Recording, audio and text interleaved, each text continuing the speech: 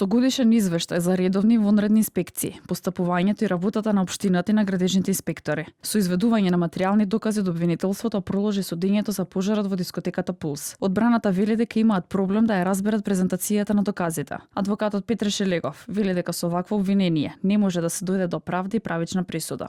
Разгледуваме записници од увид за плаќање на комунални такси на сосема друга локација, не онаа каде што е случај настанот и какво било работењето на општината, што е апсолутно ирелевантно за пожарот и за трагичните последици од пожарот и навистина и за нас како одбрана станува нејасно која е крајната цел на обвинителството, што всушност сака да докаже. Едно судење оваа држава ја чини преку 100.000 евра, тоа никогаш немојте да го забораваме, за внатре да гледаме да ни изнесуваат докази дали некој кафич плаќал комунална такса или не плаќал и дали општината тоа го спровела, што е апсолутно нема допирна точка со кривично правниот настан. Родителите на загинатите деца побараа правда во судница. Од Сдруженијето 16 март 2025 со став дека секој доказ е поблиску до вистината.